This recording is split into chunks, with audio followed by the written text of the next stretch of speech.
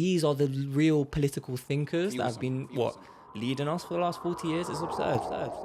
Welcome back to the Northstar Politics Show. Check your backs, check your pockets. Everyone's taking what they can this week. Trump is set on taking Greenland. Canadian Premier Mark Carney is, however, inspiring a revival of confidence that Western leaders can stand up to the annoying orange. Al-Sharaa is looking to take control as he consolidates his regime's power in Syria, but he's threatening Kurdish self-determination. Your party tries again to be taken seriously as different slates line up for the exec committee.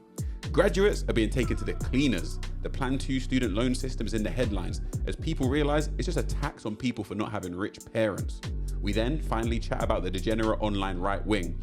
Popping bottles and Nazi salutes? Now that's just taking the piss. Let's get into it. One time for the one time, two time for the two time. Welcome home, stars them. Yes, sir. You're back with Northstar Politics. Come on. Pushing political imagination. Always. Myself, Noah East. The Mile and Malcolm X. We didn't land on Bethnal Green. Bethnal Green landed on us. Slimitar Herbertov live in the flesh. Gallister Campbell. And I'm, of course, joined by Sean Ramiz on each and every platform. Everyone knows that, man. They knew that already. The Enfield Eric Williams. Jeez. Biblical Jesus. Come on. Rory Slewitt. Don't like that one, but continue. DreamWorks Moses. Let my people go, Pharaoh. How you doing, brother? I'm good, man. I'm good. Obviously, something's changed. I don't know what it is. I know what it is. We just mismatched from the outfits today. I didn't get the memo. I thought we were doing a street work thing. You thought we were still interviewing Zach Palestine. But you're looking good, though. I am. You're looking very good as well. The area as well is looking very good. So, if you're actually on Spotify, maybe you're curious and you want to hop over to YouTube to see that actually we're in a different space. Yeah, new studio settings. And all I have to say is that whoever banged Evil Eye on us, you won. Well done, innit? You got techers. You got to teach me how to do that because... But seriously though, new studio. Yeah. We're gonna be putting in our own little personalized touch. Yeah. Taking things to the moon. 2026, I told you guys we're doing it big. People didn't believe us, but they saw what dropped on Sunday. No, of course. It was a very big week for us. We started off strong. The reason why we moved here, though, obviously, is because we want to try and invest in ourselves. Ran into maybe a bit of issues behind the scenes around. Just put the fires out, though. Yeah, we'll put the fires out. And then hopefully, inshallah, this can be something that we build. Now, I have to obviously say to make that, reality, please donate to the pod. Northstarpolitics.com/support. Little £5, £10, £20. What's that to a viewer like you? And we've got new listeners because we dropped the pod with Zach Polanski on Sunday. Yeah. It flew straight off the shelves. Yeah. We've had it was so good. much good feedback. It was great good. to see. I mean, some of the older listeners were like, I don't know what that boy at the beginning is saying. I don't really understand those words. Yeah, I saw that comment. There was a lady that said she's very old and she didn't really understand what we were talking about at the start, but she subscribed nevertheless. Innit? We don't discriminate around age with the stars, them. Also, let us know what you kind of might think would look nice in this new kind of studio setup because, again, this has always been a community endeavor. It's 3 men right now, so we probably need a bit of like a feminine touch, to be honest, because Tarek behind the scenes wants us just to look like the Joe Rogan podcast. He said I was getting neon sides, everything. It's just going to be green, red, blue everywhere. Don't know about that. We're able to personalize this space a lot more, so I'm excited. Yeah, but how was your weekend? Catch up. It was good. You know what I was doing Sunday night? Only one place to be, AFCON. Oh, yeah, of course. I thought you were talking about something else. But AFCON. Yeah. This guy wasn't watching you, but I was texting the group chat. I was. Bro, I know you were. I was texting the group chat at the 90th minute and you started watching. Well, I literally just watched when it became good. You didn't miss anything, though. But people who might not know I'm talking about, the African Cup of Nations had its final on Sunday night. It's probably one of the most dramatic football games I've seen in a while. I know. You know what it is, yeah? Morocco obviously have a special place in our hearts, in my heart in particular, because this is kind of like where I discovered Islam. But I'm so glad Senegal pulled through. It just felt like, like your typical underdog story. It was real justice. Football won that night, innit? Yeah, it's also like Senegal just played good football. Yeah, like real that goal. Pap Gay. Mad thing. Leatherfoot. Oh, it was actually so crazy. No, but also I don't like it when the home nation wins. Like the host, I just don't like when the host nation wins. It feels a bit like you only won because of the vibes of the home country. I'd rather, you know what I mean? Bro, with the state of like the world affairs now, that's probably like the last international like type of football we'll see, because who knows what's going to happen with the World Cup. Next summer it's the North American one. It's just like, can the Mexicans even make it to the US for the football games? But that's what I mean. Bro, it's bonkers. We're obviously going to talk about the US today, but who even knows how that hangs in the balance, because not to jump ahead, the only leverage we seem to have is these kind of little empty platitudes against the US hegemony. But also got to shout out our boy Sibo. Big name, The man. first co-host we had on the show. Obviously, we had Champagne Socialist come in as a guest host, but Sibo was the first guy to come on to do the free man co-hosting job. Underground rapper for the older listeners you might not know. And you went to his concert. He had his first ever headline show on Friday, and he absolutely showed it. Big up him. I'm not surprised, to be honest. No, it was incredible, and I managed to bump into a lot of stars then. It was sick. Go on then, load up what you want to say. I'm just saying we've got a sick team because I was thinking, you might see a few stars them there, bro. So many people coming up to me. It was great. Like, that's good, it was great to meet all of you guys, and honestly, I'm so glad we got this sick team. Build it online and in person. I know it is very surreal still, and yeah, if you actually see us in person, like, please just come up to us, talk about the pod. It's our baby, so it will just make our day, really. No, definitely. How about you? What have you been up to? What have I been up to? Again, I said, so last time I said I was getting back into a routine. There's a couple like little life events. I feel like I'm becoming a bit of an adult. Can't really say too much because I'm a bit private person. But things are going well. Things seem like they're falling into place. And yeah, I'm just thinking about how can we grow this? How can we take this to the next level? Definitely. And yeah, just feeling very grateful at this time of life. I hear it. We got a brilliant show lined up, if I do say so. So much going on.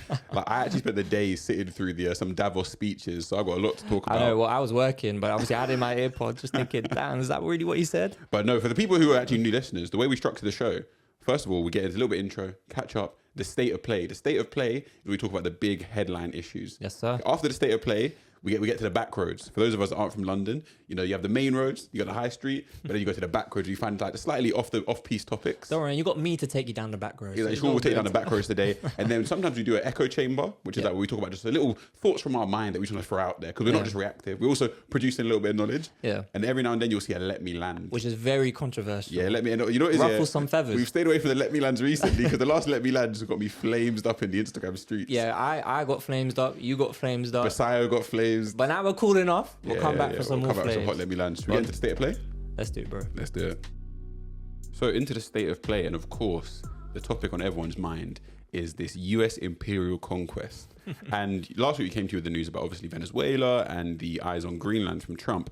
But what's been interesting this week is what I'll call is the dynamic developing of the United States versus the West. So there's this emerging split between US strategic realism and European, and sort of Canada will throw in there as well, liberal moralism. The US is increasingly treating alliances as transactional and material, not civilizational. So this ideological alignment that we've seen over in the post-World War II period between the West as a homogenous group is starting to fracture. Europe still frames itself as a normative project about values and laws and multilateralism and international law.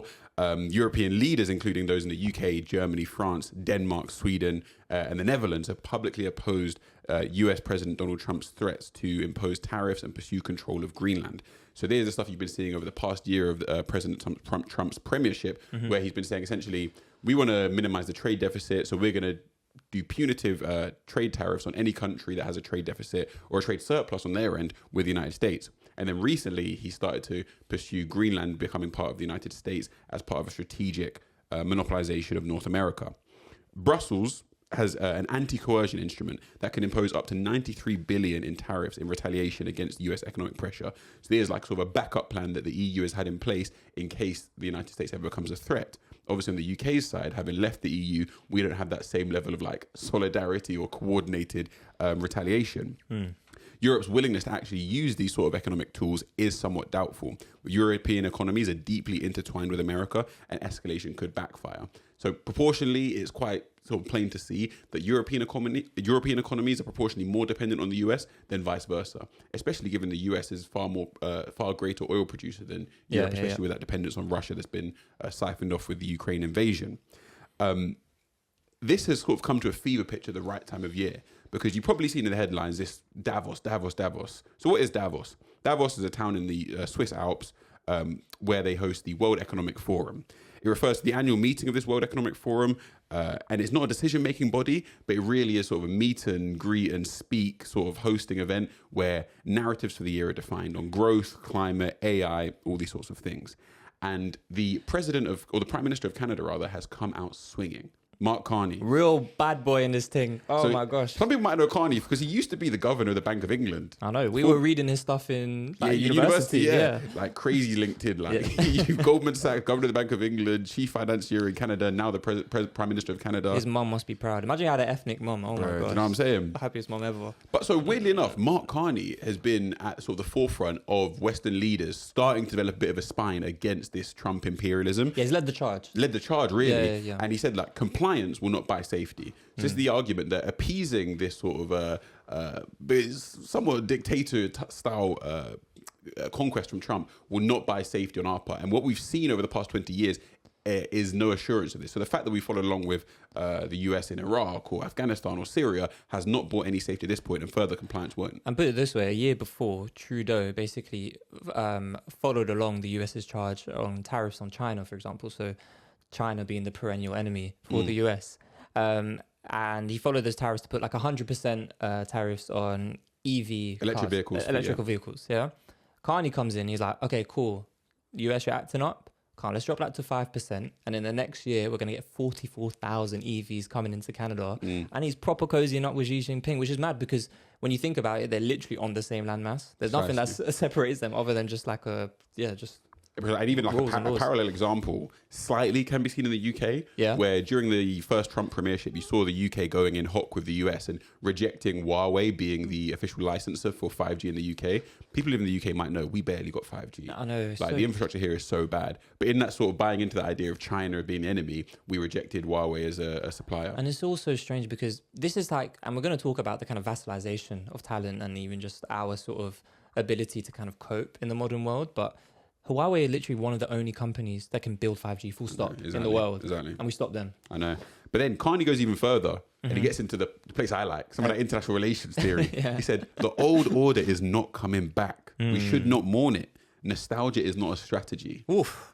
Bro, Mark Carney, I didn't know you had that in you. I can't lie, I did not know you had that in you. But what he's describing there, and what we've referenced a lot on the podcast before, is this sort of unipolar Pax Americana of maybe let's say the post-Cold War after the fall of the Berlin Wall. It's finished. Yeah. This idea that we're all going to sit nice and cozy under the US umbrella, and the US is going to be the major funder of NATO, and they're going to abide by Article 5 regulations, and the US is going to provide a nuclear umbrella for Ukraine, etc., etc., etc. It's gone. Yeah. And us kind of really trying to grope back onto that isn't a strategy. So we actually need to be more pragmatic and buy into a more sovereign idea of the EU. One of the greatest ironies of this all, though, is the fact that the very architects of the thinking that led us into this situation are now the ones who are shocked, and they don't really have the foresight to actually reflect and think, well, actually, we were so, I guess, subservient to this kind of neoliberal world order, where one of the reasons why the US has so much leverage over us is because so much of our economics is dependent on the US. So like, even if you take it back to first principles, just to really understand, I really want to like draw out why it was such a fragile equilibrium to base this all on neoliberal thinking.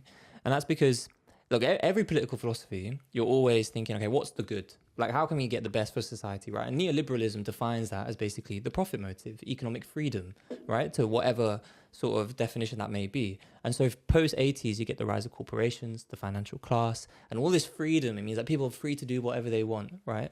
And ultimately, with all of these kind of institutions being based in the US, then this is the reason why now, if you fast forward like 40 years or so, 70% of our cloud computing is based in the US.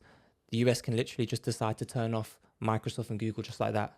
And now we're in this space where we're actually thinking, oh my gosh, how could this be?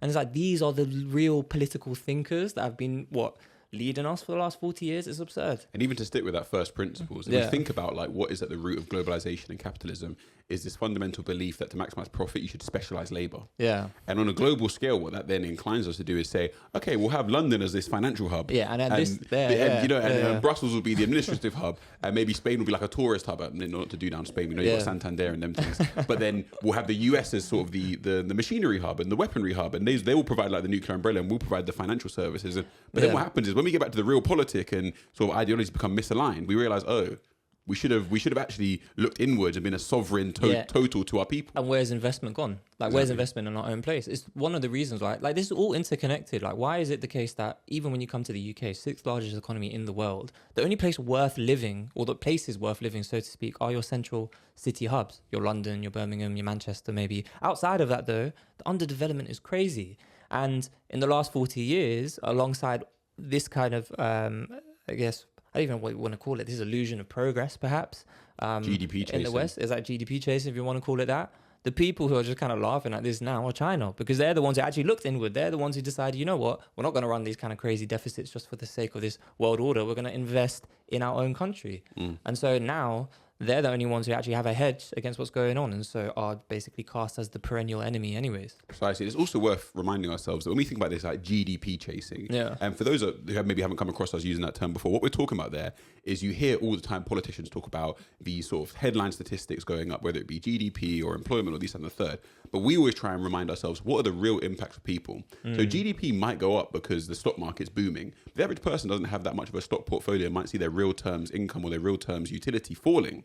And when we look at what Trump's doing with the tariffs, you're going to see the burden of the tariffs economically falling on domestic citizens rather than on the suppliers, these multinationals. He talked about Rolex coming to see him in the White House after he put tariffs on Switzerland. Let me tell you one thing for certain. Rolex aren't going to be footing the burden of those tariffs. There'll be people that want to purchase those in the US, even though maybe those aren't the kind of characters. You know what I'm saying?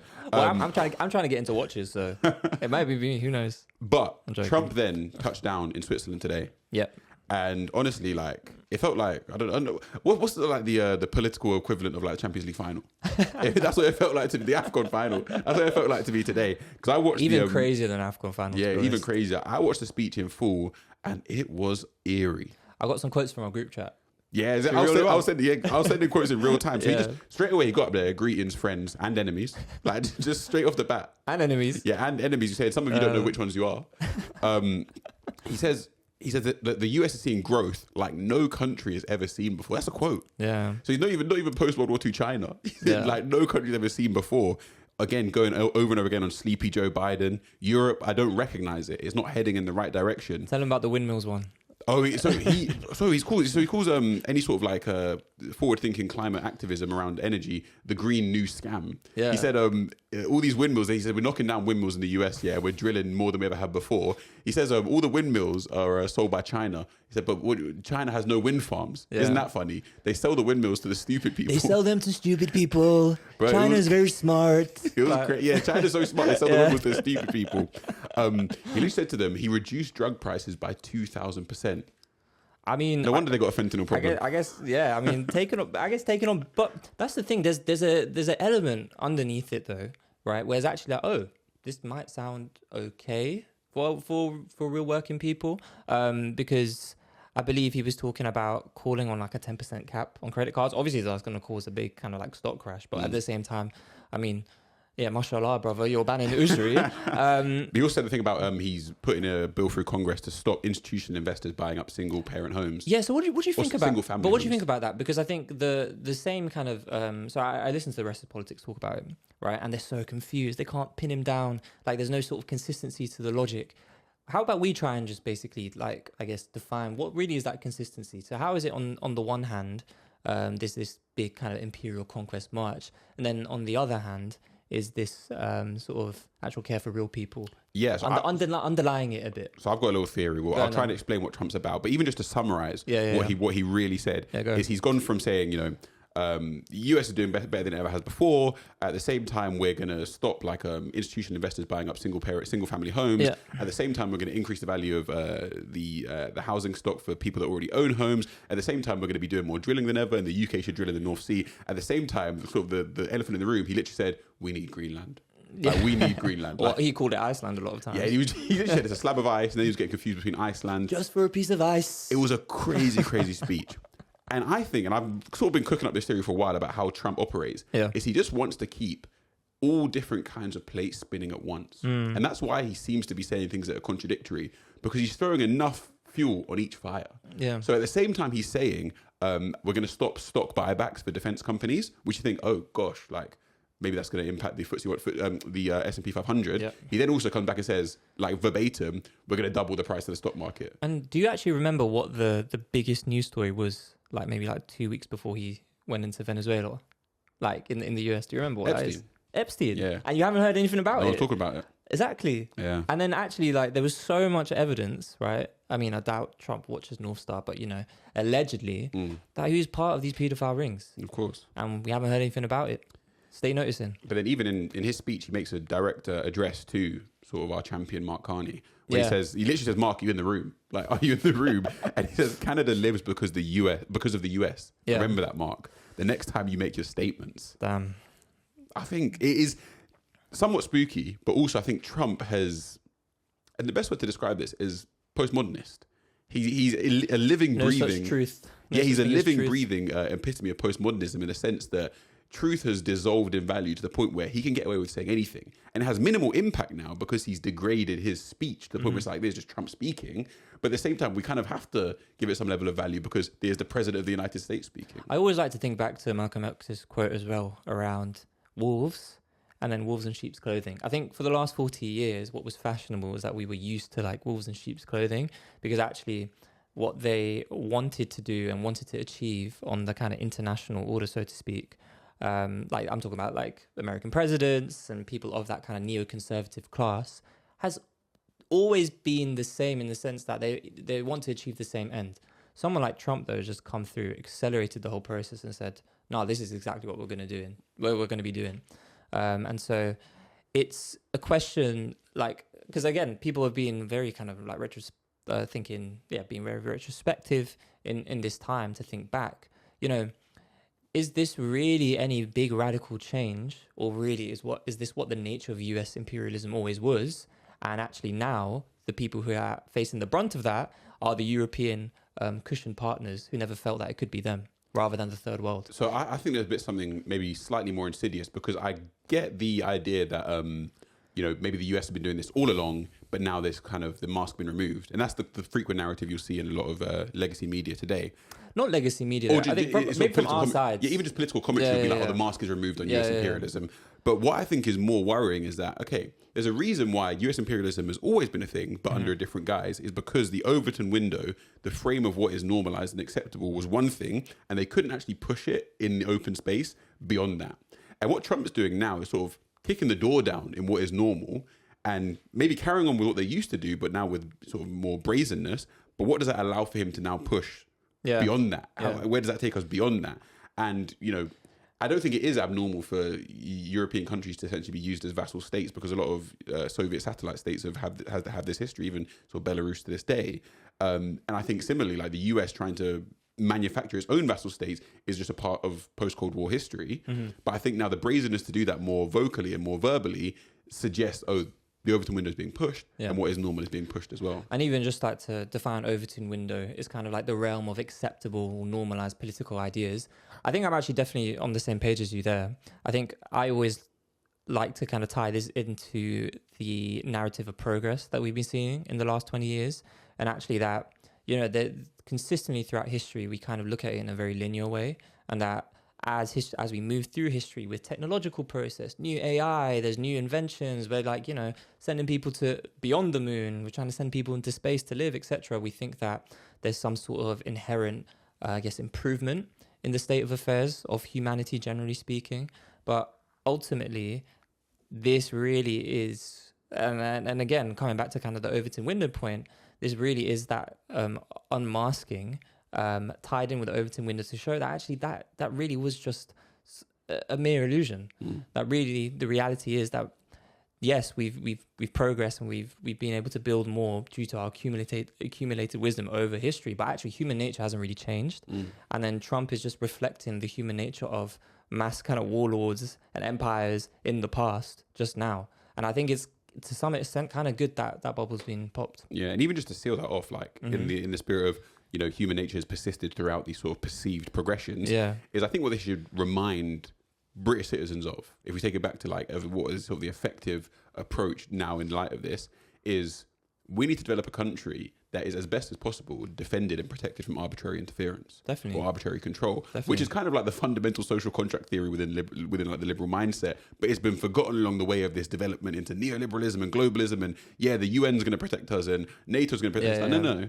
We need to build it At ourselves. the very fundamentals, Yeah. we just need to have a self-sufficient economy at whatever level that looks like, Definitely. and then engage in trade beyond that to our benefit. And I think the next politicians to come through, whether it be Zach Polanski, whether it be Farage or whatever, who articulates that in the best way and gets that across in the most effective way, are going to be the winners. Yeah, and the UK electorate needs to be very discerning of those that will say that, like reform, Like Farage. but at the same time be sort of totally funded by whether it be the UAE or Russia or whoever. And I know we want to kind of close this off and move on, but one thing as well is just that I've been thinking about is that 2 years ago, genocide in Gaza happens, and people, and again, the European leaders, UK, etc., fall in line with the American kind of line to take, which is that, oh, this is against the rise of Islamic extremism. Israel was under attack, even kind of, gendering Israel as calling it the her, right? Like the damsel in distress. And people on our side for a very long time were saying, no, we need to stand up. We need to decouple. Like this, we need to actually push back on this arrangement. And people will say, no, it's not possible. Impossible.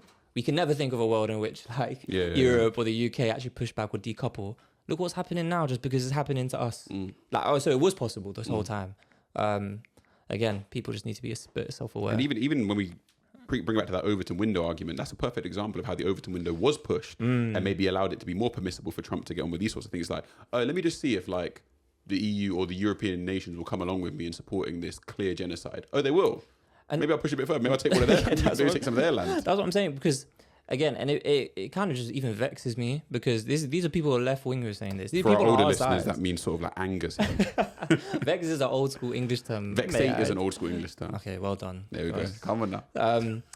But people on the left, and like I'm not going to call people out or whatever, but they were saying no, it's not possible, and so let's still vote Labour.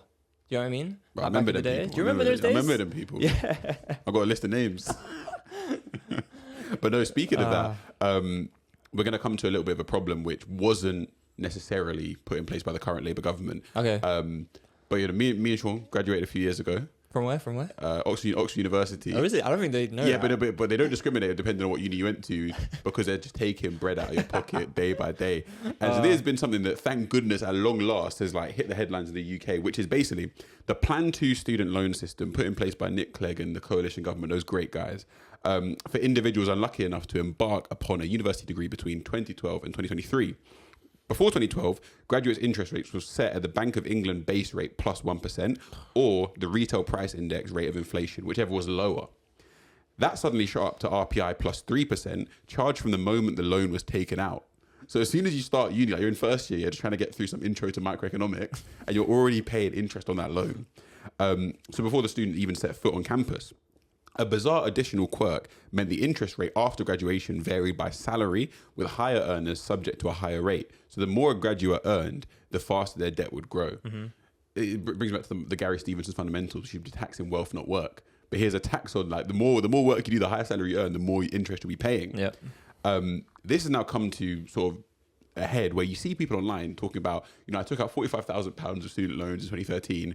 I've worked full-time 9 to 5 and paid it off every month for the past 10 years. I just went to check like how much money I've got left to pay off. It's £47,000. It's just gone up, man. And obviously there's an economic side to this, there's a political side to this, there's a philosophical side to this. The economics is obviously like we're literally disincentivizing people from upskilling themselves. Yeah. Like we want to have an economy of high growth, of high productivity, and we see the university as an arena to increase your productive capacity, but we're disincentivizing it by putting essentially a tax on that for the rest of your life. But it's also insidious because, as well, when you think about the levels of inequality, it means that it's the poorest who actually need this as a ticket out, right? To actually escape whatever conditions they live in. And so they have no choice but to be part of this system where they just kind of pay in perpetuity a fee and an interest that just never goes away.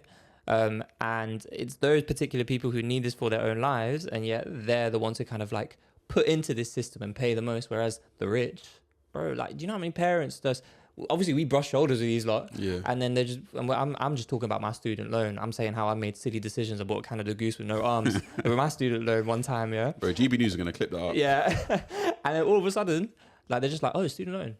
Oh, I don't really know much about that. Bro, then you clock, oh, we're from different worlds. And it lasts for a long time because essentially it gets taken out of your PAYE. It essentially becomes a tax on poor graduates. Bro, I mean, like, as in, I don't even, like, there's no point in me even checking it. Yeah. Put it that way. Like, I just treat it as, like, fine. My real take-home salary is just, like, whatever it is, plus some nonsense from the government at this point. No, precisely. And even, like, the economic fundamentals for it are just so silly because the people that are putting this in place, say it be like Nick Clegg, David Cameron, even like Tony Blair putting in place student fees, they all went to uni for free.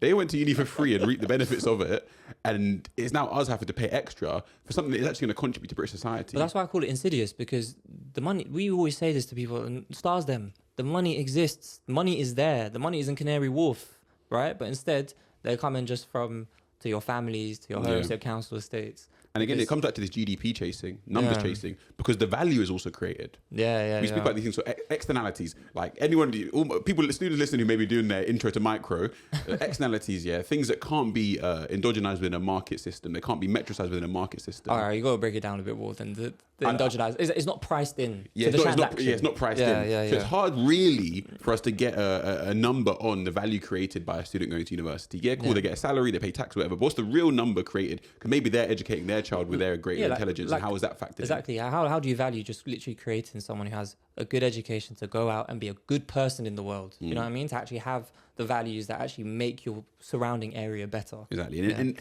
in line with a lot of things is these sort of things that have great externalized value, which should be part of state provision. Yeah. Because it's hard for the market to capture them. What we're seeing here is the marketization of things that fundamentally are not marketizable, if that's even a word.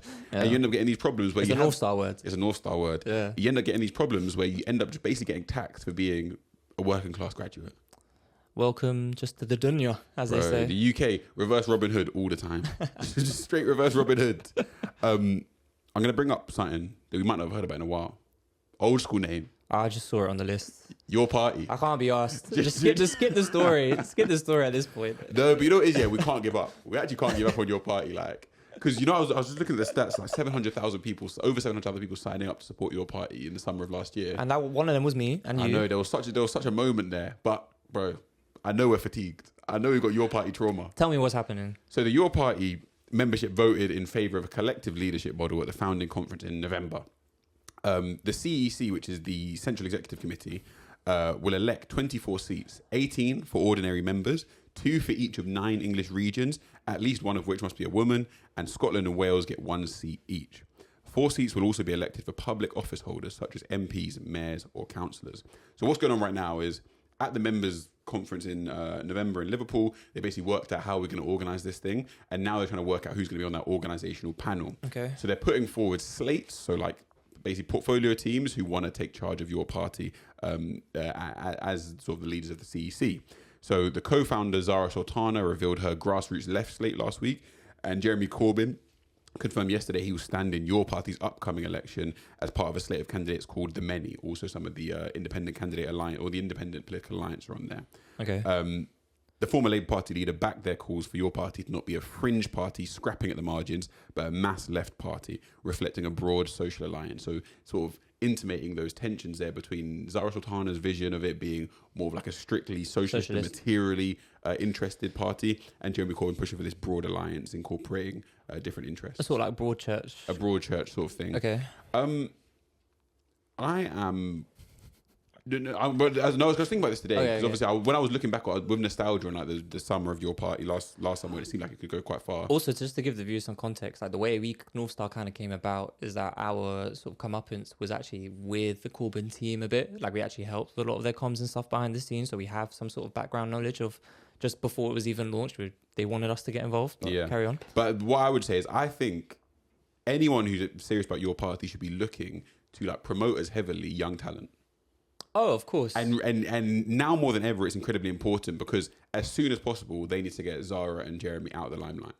Oh no, definitely. Because Yeah, I think sure. the stain, the organizational stain, which we always say is more, it weighs more on a left-wing politician than it would a right-wing politician, because the classic sort of insult to throw at the left wing is they're disorganized. The stain that will be around your party while Jeremy and Zara are the main faces, it will do irreparable damage. So if I was serious on a serious member of your party, I'd be pushing as soon as possible. We need to get fresh faces in, not even necessarily young, but I just mean fresh faces in to lead your party. I mean, I feel like a bit of a broken record on this because we've been saying this since long. If you guys look back to the earlier episodes, we've been saying about the need for like a talent pipeline on the left, whatever, like where you define that, or just in this kind of group of people committed to social justice. Like even when I scroll online, I see so many talented young people, but then the actual kind of institutional access to get into that is just always blocked for whatever reason. And we actually have a great segment with Novo, Israel from Novo back in the day, where we talk about that, especially from a racialized dynamic of being sort of black and brown people trying to like move into this kind of space where, again, you're just confronted by a sea of white decision makers. But from our own experience now as well, it's so clear to see why the Green Party are doing so well, because they have that. They care about new talent. And actually, even the process to get the interview with Zach, we said it was so easy. Like, we just met him at a charity conference. He spoke to us. He was like, here's my number. Let's get it cracking. That was it. That was that simple. Even for us to try and be part of the Corbyn team, this, that, there was so many back and forths, ping-ponging processes. It took too long. And so ultimately, this is just, I just don't have hope. I really don't have hope. And I think it's just a bit of a joke. Me neither. But I also don't see like what are they going to provide that's different on this space as we kind of move into like the local elections or general elections. No, I think what they could have provided before sort of the fallout is now gone, which would be like that sort of institutional heritage of Jeremy Corbyn and that more recent heritage of Zara Sultana being able to lead mass movement campaigns. Yeah. And that kind of credibility, that ideological credibility, has literally been torn to shreds in front of our eyes. Not even just once, but over and over again. Every false dawn has like ripped it to shreds. And this is coming from people like me and you, who are more amenable to being positive about them. Can you imagine the people they're trying to win over? Can you imagine your party politician trying to win over a reform likely? Yeah. Impossible. Well, like I said, I think there's a lot of ego on both sides, actually. I think we got a bit of slack one time because we said it was just too much coming from Zara's side or whatever. Again, we have background information. You can watch the old episodes. But even I would say ideologically, I'm more in line with like Zara's vision for your party. Yeah. Corbyn in this whole broad church thing. What you mean by broad church is landlords too, because you want to keep not necessarily. No, but come on, because he wants to keep Ayub Khan and them man happy. Yeah, because the thing about, of course, you have to keep them happy because ultimately, if you want to win electorally, right, the Muslim block of voting is important. I'm not talking about Muslim. I'm talking about landlords. No, I know, but like, Ayub Khan, the landlords left already, innit? No. Yeah. Definitely I thought they left already. Adnan Hussein left. Yeah. And Shokat, I think, as well left. I think they were the landlords, not Ayub and whatever. Anyway, it doesn't really matter, yeah? Okay, landlords, I kind of agree. Like, that's all a bit mad. But I think the broad church vision of actually bringing all types of people across together, I think Zara's been way too exclusive in her political communication and the way she's navigated these things.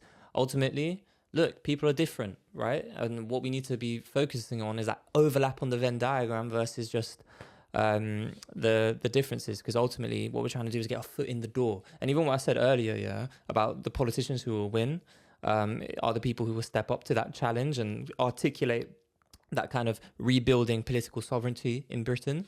Bro, your party, they're nowhere near that, that's for sure. They're all the way back to first principles of just trying to even name the thing. So... I'm happy to say, like, what is it? Is it that? Hands washed? No, it isn't. I got a soft spot with Corbyn in my heart, innit? But I think my hands are washed of it, for sure. I think, maybe my party ain't over, but I think your party's done. For sure. Should we get into the back roads? Let's do it, bro. Welcome back to the back rows. This is just a little section where we kind of do some kind of quick conversations around things that are basically developing, some stories that you might not have heard of, and just bring some clarity to it. We might not necessarily always have our opinions ready, just hot to kind of discuss, but it's very important that we bring it up. So Trump, right, so we spoke about Trump earlier, is actually in the background on all of this trying to create a new international board of peace, which includes the likes of Putin and Netanyahu, right? So in November, you might have remembered that the UN Security Council backed Trump's proposed board of peace. Okay, which where it expected to support the Gaza ceasefire process and stabilization plan. I think they even said Tony Blair was going to be involved, all of that type of stuff. Now, at the time, this was supported, right? Because everyone was like, okay, cool. The European Arab states were like, yeah, we need this to kind of push forward a future Palestinian state. But in recent days, a draft charter has emerged that actually barely mentions Gaza at all, right? Instead, it presents the board as a permanent global peace and governance body. So the charter also gives Trump as chairman sweeping powers to appoint members, set the agenda, remove participants. And basically, it's just a one-man thing. It's a one-man control. And it also introduces a controversial that you have to pay to be part of this. And the fee... Can we get involved? What's the price on that? Well, if you could afford this, the fee is just a little light 1 billion. Oh, I've got to sell the PS5. Bare El Cafs. Yeah, bare El Cafs there. Bare El Cafs. So, despite the backlash, several countries have said they will all join, including Israel, Saudi Arabia, Turkey, Egypt, Jordan, Qatar, Indonesia, Pakistan, and some smaller states, right? Noticeably, no EU countries, right? And critics now warn that actually this could undermine the UN, right? It's actually a replacement for the UN and complicate the whole Gaza thing because, again, it's not even mentioned, it's barely mentioned, especially as the ceasefire is still fragile. People are still dying. Palestinians are still dying in Gaza. And the second phase, this governance and reconstruction, is highly uncertain. Quick thoughts? It's exactly what Trump said he was going to do. Yeah. Try to build a load of real estate on the bones of dead Gazans. No, definitely. And it's horrible. And that is obviously still like a situation that I think will be quite interesting to see how Europe responds. Yeah. I mean, the whole question right now is like we can call it the scramble for European sovereignty.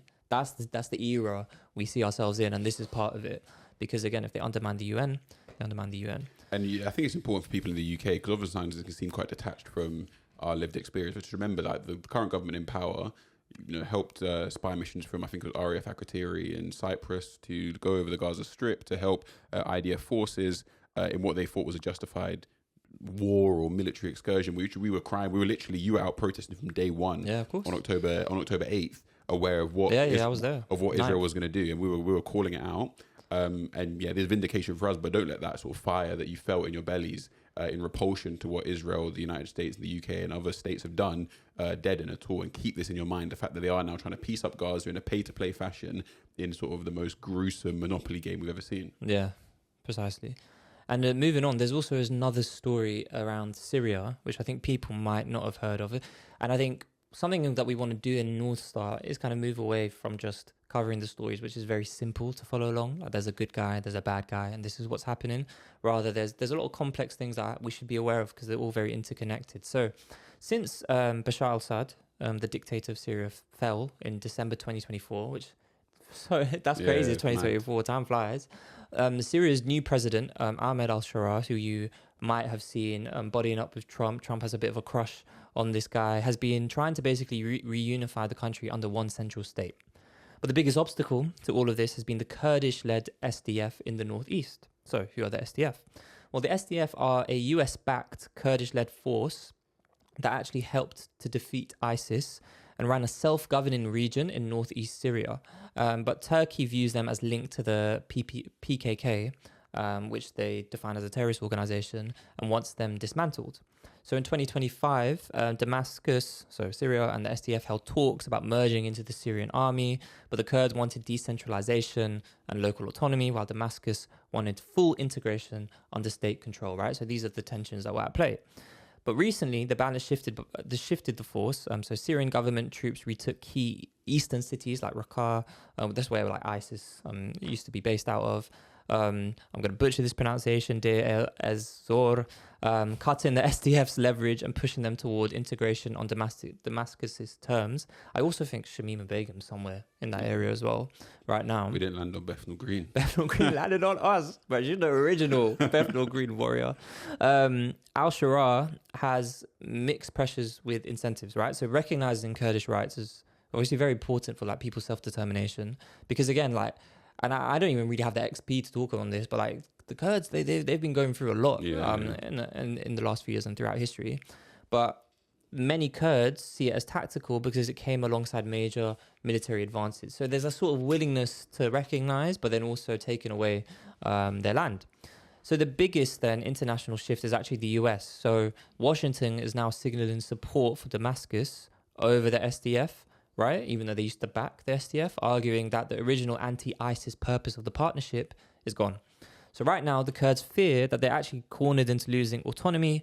Damascus claims they're restoring national unity, right? So that's the main big headline, but then they're just very worried about this process.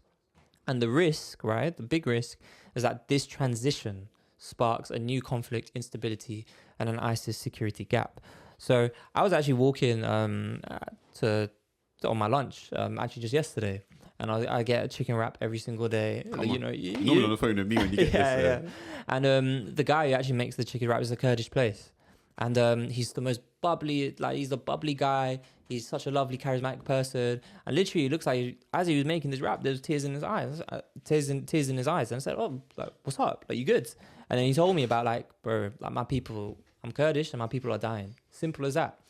And I just think I don't know, obviously I want to just bring this up so people can understand this. We're not experts on the situation, but it's very important that you are aware of it. But at the same time, it's even the people that you pass on the street, the people you might have some sort of preconceptions about just because they have a little accent on them or whatever. There's some real deep history and trauma that people are carrying. So I just thought it was very important to bring it up today. Yeah, I think it's also interesting to see living, breathing statecraft. Yeah. Because I think such a big part of our understanding as you grow up around the world is that states and countries are fixed things that predated you and therefore just exist. Yeah. But you're seeing the revolution in December 2024 and now Al-Shara's attempt to try and consolidate power around Syria. It's and this maybe sounds a bit cynical, but I don't want to put emotions on it. Because it's kind of hard to, especially, we're not people of knowledge on this topic, but it's kind of hard sometimes to take up one side. And like you said when you introed it, it's very easy sometimes to think, oh, we need to find a goodie and a baddie. Now, Ahmed al-Sharaa seems to be trying to consolidate his regime around Syria, a very unstable part of the world, which, on the one hand, that seems like a positive thing. But at the same time, the Kurdish people who have been an unrecognized state of Kurdistan for a very long time, for the entirety of the Bavarian state ideology, at the same time have their own goals of self-determination, autonomy. And those things naturally conflict in a way which is kind of hard to disentangle. But I think it is a justifiable thing for Al-Sharaa to want to consolidate power of his regime as he sees it. But it's a misunderstanding about where ethnic lines lie and where states lie. Oh, definitely. And then I think especially when kind of commentators discuss this from their ivory towers, or in our case an ivory basement or something like that, it's we can pretend to we don't really highlight the kind of actual lived realities of people, and it kind of seems like a bit of a checkmate, a little board game, etc. But people are dying. I looked at my guy who made me chicken wrap every single day, and this guy's just crying to me, and that's real. And I think we just kind of want to remind people in Northstar, don't be desensitized to these stories, because again, there's a lot of nuance in it, there's a lot of complexity in it. But then just because there is that you should kind of push past that mental barrier and try to understand a lot more, because that's the very minimum we can do. Yeah, and I think as well, being comfortable with complexity is so important for political consciousness. Yeah. Because if you're not comfortable with complexity, a lot of times you will be susceptible to just buying into whatever the most simple narrative offered you is. We think about Brexit. Yeah. We think about build the wall. We think about stop small boats. Yeah. These are very simple narratives. And to a political conscience that is uncomfortable in complexity, it becomes easy to just be attracted to that. And it's not even just political consciousness, but it's in this time, in this era that we live in, especially in this inward era. I'm not hearing that though. No, you sound like an uncle. What do you mean? Because that it's every time is in this time. No. But whenever have people been getting the information through social media, where your algorithms kind of just telling you the news. But it's all relative, because at the same time when Johannes Gutenberg invented the printing press, people might say, now all of a sudden I can, when Martin Luther put the paper on the wall. No, but this is accelerated at a level that never before, right? Especially, what do you mean? How can you just? So you know what? Yeah, someone commented. People used to listen to Latin plain chant. Someone said I was contrarian. Contrarian. Yeah, there we go. Here we go. The contrarian. What I'm saying, people used to listen to Latin plain chant and try and discern the truth of God from that until Martin Luther, after Johann Gutenberg invented the printing press, put stuff up on the wall to say, "Here's what the Bible's actually saying." Okay, but is that not a crazy acceleration? No. But if you think about technology and what that is, right? All it is exacerbates current sort of human behavior patterns, etc. Right? So the access to information we have more than ever now. But then because imagine the acceleration of like the one part of true knowledge, which is like the Bible for a lot of people. You don't have access to that in your language. I know. No, I get what you're saying, right? But all I'm saying is that actually, like, the time now in particular, especially because there's some sort of like, because of modernity's comforts, it's really hard for us to kind of push to discomfort, right? To feel discomfort and actually go out and seek that information. So I'm just saying, like, all around us now, even more than ever, maybe Stars, and who do you agree with, me or him? Yeah, I mean, there's even more sort of incentives to make us not want to push past that barrier. I agree with what you're saying, but I'm saying that's Uncle Sean coming out. You know, it's like it's always all these kids. It's always unprecedented times. It's always unprecedented. So he's the contrarian. I'm the spiritual guru. Impossible. I'm a contrarian, but you can't even say you're not a contrarian. Someone just caught me in that catch-22. So what? Like, I am a contrarian. Yeah. Well, on the backwards roll, we're talking about some defections. And yeah, I mean, this is a very quick one, but Robert Jenrick is the latest Conservative leader. Who would have seen that coming? He defected to Reform. To join Reform. I mean, quick thoughts on that. I think, honestly, Robert Jenrick, you're wassy, innit? Like, that's all I have to say, innit? For the older listeners, a wassy sort of like a derivative of Jamaican terminology. It's basically Robert Jenrick, you're an idiot. Bro, from when he went down the high streets, like, so many Turkish barbers, come to my ends, Enfield, Eric Williams, come, well, you're welcome. It was before that. It was from when he went to Stratford Station and was just watching the people bump the train, got up to them like, so why did you bump the train then? So why did you bump the train then? Let the man them land in it. Like, all those like kids that go rollerblade in the Olympic Park, they're just they ain't got oysters. I ain't got respect for him because you know what it is, yeah? I don't have respect for a lot of people on this side of the fence, this political fence. But like compared to like the likes of Farage and stuff, like there's some sort of element to him that just feels a bit pathetic. Do you know what I'm saying? It's that he's so bought into this sort of virality distraction techniques that it's almost too plain to see. Yeah. Do you know what I mean? It's like literally the UK is crumbling, public services are crumbling, and you're trying to get onto sort of 17-year-olds bumping the train. Innit? Just a man just giving a skin fade. Like, yeah, and it's dirty barbers, isn't it? A couple of man just doing that on doner kebab. Like, anyways. But yeah, it's weird. It was also sort of counterintuitive to think reforms. I think you said this last week when Nadeem Zahawi jumped ship. Like reforms trying to come in and say, "Oh, we want to reform." Yeah, we're trying to reform what's going on, and we're not going to be like the Conservatives, which got voted out in a landslide. We're going to bring them all in, but bit by bit, you're just osmosising like these Conservative MPs over to your side as if that's some big gain. But it just shows you there's just like a transient political class that will try and get back into power by any means. Who treat it like a political game. Precisely. I think that was a good backroad, you know. That was all around the world. But now we got a little echo chamber. Should we get into that? Let's get into the echo chamber. Cool. So welcome to the echo chamber, which is the sort of non-topical side of the show where I'm just going to pluck something, and Sean will do sometimes, I'll do sometimes out of my head. But I've been thinking about recently. Bare thoughts in that head. Bare thoughts. Bare space for thoughts as well. And we're just going to air it out, see how it looks in the light. And I want to talk about something which you kind of just avoided because it's a bit like, makes the skin crawl. It's a bit grotty. Yeah, but I'm going to frame it as like the degenerate online right wing. You know, that's my favorite. Uncle Sean's favorite word. Degeneracy. Yeah, for sure, everything degeneracy. But so, and this kind of prompted to bring it to the forefront because it's been around for ages. Yeah. But by people might have seen recently, there's a video where there's a load of like popular sort of right wing influencers like Nick Fuentes, the political commentator, Andrew Tate, Tristan Tate. Yeah. Clavicular, who is like sort of looks maxing guy who sort of bashes his skull together to get more rigid bones. Sneeko. And then that Myron Gaines. Myron Gaines is part of like a dating coaching podcast. Cool. Yeah.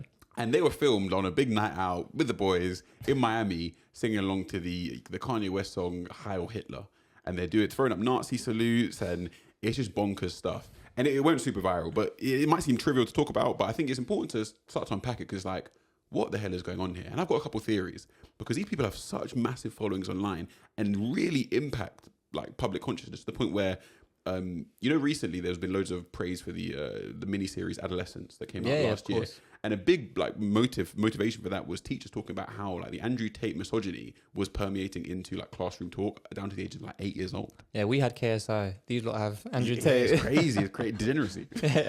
And I think it's like something that people need to face up to sort of wholeheartedly because it is so pervasive in our culture to the point where Nick Fuentes is being talked about in Washington DC circles. He was on Piers Morgan recently and his impact in like political policy. Definitely. And I want to like put out a few things. So we spoke before just briefly about sort of the acceleration of like information acquisition because of the online space that we now find ourselves in. And I think this is inextricably attached to this degenerate online right wing, whereby you have these groups of young men who are alienated from so many parts of the human experience, such that they sort of go into a sort of an abyss of iterating about or hypothesizing about how to regain the sensation of a real human experience without sort of essentially touching grass. Yeah. So if we look at like this whole, and it's this red pill thing of sort of trying to improve yourself as a man to sort of gain attention from women, a lot of that is intrinsically tied to the fact that there's an alienation from romance driven by like sort of atomization online. So you spend all your time sort of atomized from real social interaction. Therefore, you have no sort of grasp of what it might look like to interact with women in a natural way. Therefore, you start to iterate in your mind about what that might look like. And you use the frameworks that are presented to you. So whether that be sort of an economic marketplace model or the other things you hear sort of incel, right, red pill pipeline people talk about. Similarly, you look at people like Sneeko, whoever, who Sneeko's even Muslim. But so maybe well, not by my standards, but carry on. But maybe they're less on the sort of red pill stuff, but they're really into this subversive Heil Hitler stuff. And yeah, cool, you're a young person, you want to be radical, but you have no sort of real interaction with radical thought. Therefore, for you, radical is just rejecting that which society states Very reactionary. is reactionary. So subversiveness is now no longer subversive. You are literally just rejecting those things that were put in place to protect against oppression. And to no end. Precisely. Yeah. And I guess there's very interesting thoughts. Tie in as well, I guess, this concept of like how the Overton window's shifting behind all of this. In what part do you mean? As in just the fact that like in the background of all of this as well, like the type of stuff they're saying wouldn't be even thinkable when we were growing up, right? So I do wonder like how have we got to this stage where it just seems like things are spiraling out of control to no end? I think in part it's because of the what would you call like democratization of media. Yeah. So when we used to have like when mainstream media used to be a thing, like there actually was a singular stream or was a sort of plurality, but quite centralized. And this is how you think. These are the centralized views. stream of media. There was much easier to police. But even you see as there's become like this a plurality of media streams. You see people get banned from one streaming site, but then a new one pops up to offer sort of that blue market thinking or that blue water thinking to offer new market share for the sort of the more degenerate streamers, whatever it might be. Degenerate. We really are uncles at this point. But I think one thing I'll point out is very sort of white male centered. So even you'll see like these sort of subversive, red pill, weird. Even the way to looks max is to get white Eurocentric features. Yeah, but even you'll see like these black members or like ethnic minority members of this community. Ethnically ambiguous. Yeah, will be their sort of aggressive tone will be about proximity to whiteness, trying to achieve proximity to whiteness. And what they need to really understand is there's nothing radical about that at all. Yeah. You're literally just trying to reject the real radical thought of the past 50 years in resuming white supremacy. Yeah, I think, it's just really hard. I mean, there's so many things we could say about this. I think like the philosopher Charles Taylor, who I'm reading about, really tries to deconstruct how we've got to the secular age, so to speak. And he talks about how actually what we've inherited are ways to think about the world in very degenerate ways. And part of that degeneracy is basically to say the rise of instrumental reasoning, but then also the rise of modern individualism. And actually, I think like we apply a lot of instrumental reasoning to beauty, to worth, to value, because ultimately, why are you banging up your jaw and why are you doing all these things is because, well, not because we've lost any inherent or sacred concept of beauty anymore. Rather, that actually all it's for is just to go chat to some gal. Just go to some gal, get her number. I mean, the rise of all that content that pops up kind of normalizes behavior as well. And then actually worth and value and authenticity, that's really what people are searching for. How to live an authentic life, how to be themselves is tied to these metrics. And so actually the self, right? There's no looking inward. There's no inherent value anymore. Rather, like it's just determined externally. Bro, you're going to get so annoyed at me, but I got to shout out one of my essays. Okay, go ahead. Because even I wrote an essay called Some Love Lost. It's deep down on my Substack somewhere. Noah East 9. Go check that one out. But I spoke about how this idea of like looks max in the winter arc and stuff is intrinsically tied to the logic of capitalism. And the idea that we can't just be ourselves and enjoy. It has to be maximized. Even in the looks maxing, everything has to be functionally optimized to derive the most utility from it. So if you're anything below that, then you're missing out on that extra sort of marginal gain. Yeah, and I think we've actually spoken about it as well as like the loss of kind of like Platonic reasoning and understanding like final causes and understanding like, again, inherent beauty, inherent worth, which is why it's so baffling to me that I'm actually part of like the generation alongside Sneeko and Andrew Tate who converted to like Islam, but actually like the ways they practice it has such a degenerate understanding of masculinity and Islam itself and how supposedly Islam lends itself to this behavior, whereas like I see it as like the antidote to like the complete opposite. Yeah. To lead oneself to be like a proper role model. Yeah, Strange. I think even just sounding off on that topic, because it's something I want to think about more, and definitely leave your comments or any thoughts on that. I got one more question before you sound off, but carry on. Oh, I was going to say a lot of it is tied to like performativity. Yeah. So I'm even reading like right now Judith Butler, who's Afraid of Gender. I think there's such a fundamental level of performance going on here, especially through the lens of social media, in that there needs to be one, the performance of masculinity, but also the performance of sort of character. Yeah. So not only am I a man, but I'm also a male character that you perceive online. Therefore, I can't just exist as I am saying a man would, because they always have these idea of masculinity, or you need to be stoic, this and the third. But that's not entertaining enough for them to actually be those characters of men. They need to both be a man, but also a social media character. Therefore, I'm a stoic man, but then I'm also somehow in the club getting overexcited about a Heil Hitler song playing. And you know what I mean? To make money as well. So it's intertwined with, it's such a fascinating thing because it's intertwined with so many modern polemics. No, definitely. And I think like just the only one question I had that came up is to ask ourselves and maybe to have a think like, why did we not like turn out like that? Like, why do we turn out this way? I think a lot of it to do with it is like, I don't know, I'm just grateful for like an upbringing of like traditional kind of West Indian like values, strong like female figures, because I think a lot of these young men, for example, they don't have good role models anymore, and to some extent that does. I'm not blaming it on like that, but I'm just saying like I think it's far more structural. I think it's definitely to do with social media, because all for history. Oh, so accelerate stuff now. No. Sorry, we're gonna contradict yourself. No, the accelerate stuff. But what I'm saying is like the lens. More the lens. It's more about the lens, and that you always needed to present yourself a certain way. Whereas if you lived a personal, real life, and you actually maybe there's 5 people you have to present yourself to on a day to day. But social media, you're interpreting the presentation of 100 people at any given minute and presenting yourself to their similar 100 people. I think it's a lot about that. So a lot of it is an act. And that's how stuff sort of devolves and spirals quite quickly. So Auntie, if you're watching, doesn't think you had any just input in his upbringing. No, but my mum was like, my mum definitely great role model. But we also had terrible role models in our life. Yeah, I mean, you know what I'm saying? No, but to offset the fact that you have terrible. But I also think like that's just too easy a cop out for these characters. No, I'm not saying that they therefore think like, that they have an excuse for being how they are. Yeah. I'm just thinking like, I'm actually so grateful I had people to straighten me out. I think there's also an element of grass touching. No, but that's what I mean, right? Like that's exactly what I mean. Like to circle back to the alienation point, is like the remedy to alienation is to like sort of re-interact with the real. Yeah. But yeah, as I say, like there's something that is only become more of a mainstream topic as they start to impact the mainstream. Let's try to do a special episode one day, just on masculinity, all these types of topics. So I think it's very important. Definitely should do. But yeah, that's the echo chamber for today. Northstar episode, I forgot the number because 15. 15. We're getting so flow of this, man. Yeah, you forget by week, but it's just every week we're going to be here, man. No, definitely. Guys, please, if you enjoyed that, make sure you actually donate to the pod, please. Again, Oliver Twist. So just so we don't have some like wacky like peacock feathers, fake plants, mismatch. Just so Tarek doesn't force us to get a neon light. Gosh. He thinks the neon lights make or break. But yeah, anything to say to the stars before we wrap up? Honestly, just thank you so much. I think we're a small team in terms of the stars them right now. I think we got some of the best like supporters and like teams Definitely. of any political media company. And obviously we just launched Stargazing last week as well. So please let us know who do you want us to interview, and like reach out to people, send it around, because we'd love to kind of grill people, celebrate people, you name it. On the way here, Storm was saying, we need to get Stormzy on. Just grill him. Oh gosh, I would definitely grill him. Big Mac and fries and everything, man. Gosh. But no, I'm excited, man. I'm very excited. When we took that first week off at the start of the year, we had people messaging us, you got what you're on, but then now you're seeing, we're trying to take it to new heights, new levels. We're definitely going to be doing some in-person stuff this year as well. Inshallah. We've got some good stuff cooking. But I think we can leave it there for today. Let's leave it, man. See you guys next week.